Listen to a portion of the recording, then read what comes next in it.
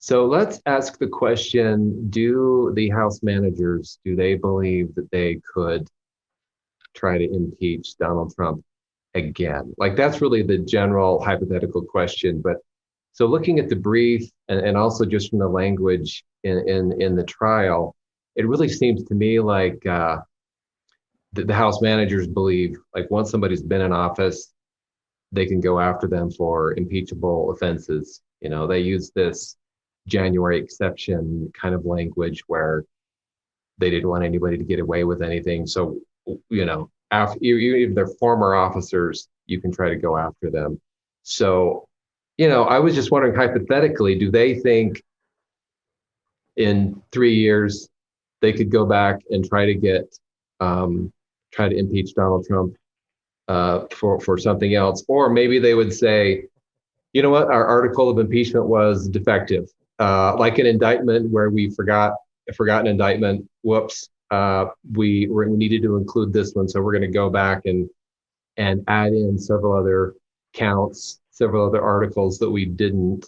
So if you like put yourself in the mind of Jamie Raskin, do you think he thinks they could go after Donald Trump again for that he's something relating to this? No, no. And again, because this is a political exercise, and it came about, as I understand it, the argument of we don't have January surprises here came about as a response to Republican senators led by Rand Paul in the motion to dismiss, saying, "Well, we can't hold a trial of somebody who's no longer in office. That's not our job. We don't have jurisdiction over this anymore." And the House manager's response to that was, "Well, that's silly. That means the president could do whatever they wanted in January or leading up to their end of the term, and the Senate could delay the trial or the impeachment could take longer." And you're saying there's no way to hold that person accountable for the acts they took in office. And so I saw that as a response, not as a primary argument, but as a secondary argument.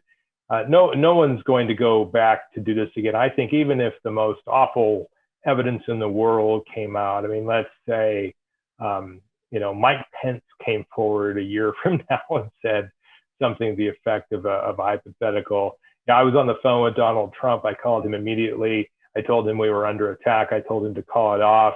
And he said to me, quote, "They are doing exactly what I wanted them to do, what I told them to do, and what I hoped they would do. And you got to get out of there, Mike. But this problem is you. You're part of this whole problem," end quote. So let's say we had that sort of inflammatory, amazing inflammatory type of conversation that came out from Mike Pence. No, they might be tempted to, but they're not going to do it, because the more attention they pay to Donald Trump and the more they rally around that, or bring attention to it, I think that hurts Democrats politically. And we're assuming, of course, Democrats remain in control of the House, which their majority did narrow quite substantially this past election. So could they? Yeah, possibly. But I also heard one of those arguments from a Republican senator saying, "Well, what are we going to do? We're going to go back and impeach George Washington or some of these other presidents that didn't have the morals or engaged in practices that we disavow today." And that's one of those things where people say, "Well, I want to take this argument to the logical extension." And the logical extension of the argument is that we would be engaging in cannibalism or something like that. But taking arguments to their logical conclusion is not logical. I mean, that's where there's a point where the logic stops. And so you have to have common sense and practicality, and here a very keen sense of the political realities. So no, I don't think they could go after Donald Trump again. I don't think there's a single bit of desire for them to go after Donald Trump again. I think they want to see him, as in the minds of the Democrats, I think they want to see him confined to the dustbins of history as quickly as possible and move on with their own agendas. Yeah, I mean, my thoughts on this were, and I posted videos on this early on that I didn't think it was constitutional. Like once someone's no longer in office, my view was that it's unconstitutional. My view was impeachment is for removing them. When he's done, this whole thing is off the table. So that's where I am. But in reading the brief, and listening to the way they talked, I mean, I think they can go after anybody who was once an officer. I could be wrong, but I mean, if you look at that language, it's always a former officer, like Yeah. they kind of split. They kind of like, oh, like letting the nose of the camel get in the tent. It's like, okay, well, we got it to where we impeached him when he's still in, and then we finished it when he's out.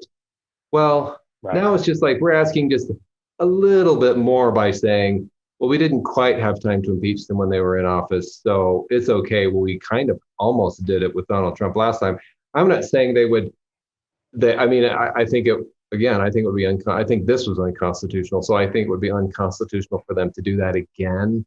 But just I don't know. In reading this, I'm thinking I think the House managers think they can go after anybody who's been in office. This could come back to bite them because things always change. Things right. always switch back and forth, and it's like That's right. I don't know. I feel like that's anyway. I don't think for the same reasons you cited. I don't think they would go after Donald Trump again for trying to impeach him for something else, just because I feel like it would hurt them politically to do that. But in their minds, I would guess I think they could. Well, it's important to remember, though, I think that the precedent here actually in the Senate was that they could remove somebody and bar somebody from future office because that 1876 precedent with, I think, was a former Secretary of Defense.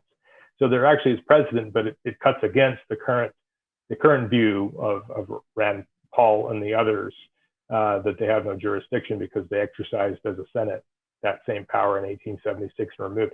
Problem is with the Senate and these impeachment trials, they don't have anything. I mean, one could imagine, take a federal judge, and let's say a federal judge presided over a huge RICO gangster type trial, and the defendants were acquitted, and judgment was entered, and 2 years later, it came out that the judge had been paid off, and that all these mobsters who committed murder and all kinds of mayhem and had gone free, and that was unjust. And the House moves to impeach the judge, and the judge resigns and says, "I'm out of here." And there's prosecution swirling in the outcome. Well, if the House wanted, they could initiate impeachment proceedings against that former judge in the name of the United States. I mean, what impeachment is about is protecting the integrity and honesty and good name of the United States of America, and as a way for the Congress, a co-equal branch of government, to say, hey, we don't approve of what that judge did. They could impeach, and the Senate could convict and bar that judge from ever holding office again in the future, regardless of what the outcome of the criminal trial might be, because the criminal trial might be evidence beyond reasonable doubt, a very hard standard to meet. So there are situations where one could think that it would be okay and constitutional for them to do that, and it could be, but